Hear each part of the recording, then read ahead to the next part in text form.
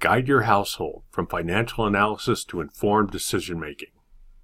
Please review these important presentation disclosures before we get started.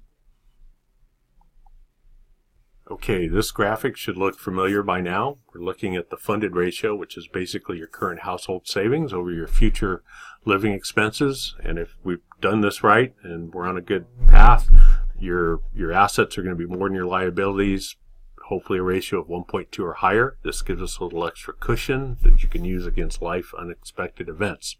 This is all good, but this is still just a snapshot in time of where you are with your funded ratio. So how can we make this better? Well, we can make your funded ratio better, and frankly more useful by tracking it over time. And it's important to note that this is a journey. And when you're first starting out, your funded ratio is probably going to be low. And as you're saving more and building up assets and stuff, it's going to grow over time. Then you're going to hit a phase where you're actually spending. And it's really important to know that your funded ratios, there's going to be times when it goes up, there's going to be times when it goes down. A lot of it you can't control, maybe due to the stock market, maybe due to a family emergency, maybe it's due that you get, additional money in inheritance, and another unexpected medical, and then how are you going to be remembered toward the end? And all this is a course that your household boat is going to be on, going up. And the point is that by monitoring the funded ratio, you're going to be able to make quick course adjustments. And that's one thing that this does do is no plan, no matter how comprehensive it is, it's great, can cover every case, because life just keeps throwing stuff at you, and you got to be able to adjust course and just keep repeating that throughout your life. So to prepare you for this lifelong funding journey through all the changes you're going to encounter, you need to keep testing, your assumptions. And actually the biggest one for any of these models is how long you're going to live. And then from that, we can figure out, will the finances last for that one? What if I die sooner? How can I live with a spouse? All this is important, but the point is you can keep testing and retesting it as more information comes available. The same is true with something like inflation too.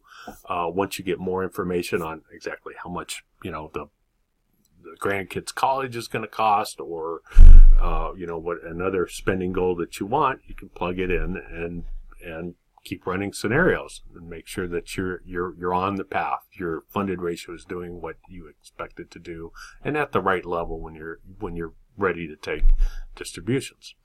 So in the premium subscription model, this is our scenarios tab where you can test and just keep retesting those scenarios on. Again, the biggest one is mortality age, and if you just prepare for that or do your most testing, it should be around that, because there's just a wide distribution of outcomes, and people living shorter than they think or longer than they think, and that more than anything will affect your funding goals. But by having different scenario paths or columns I've got here, you can keep running the scenarios, track how it affects the funded ratio over time, because we'll keep the history on the premium subscription, and adjust your boat. In addition, we'll run a SWOT analysis, the strengths, weaknesses, opportunities, and threats, and again, using your lifestyle balance sheet and your funded ratio. And this is why we like to focus on the funded ratio as the one number that really cuts through all the financial noise and stuff and tells you really if you're on track. And you can do a lot of questioning of it, like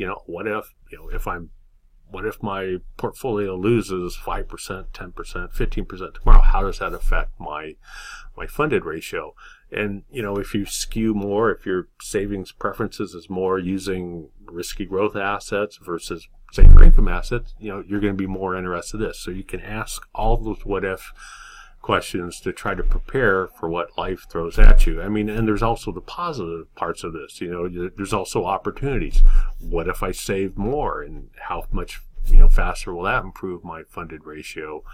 What if I get a lump sum liquidity event from a private business sale? How will that affect my funded ratio? What if I have an unexpected medical expense? That's a threat. How will that affect? All that we handle in the SWOT analysis, but what we're trying to do is prepare you for any outcome and be able to adapt quickly. That's the whole idea behind this.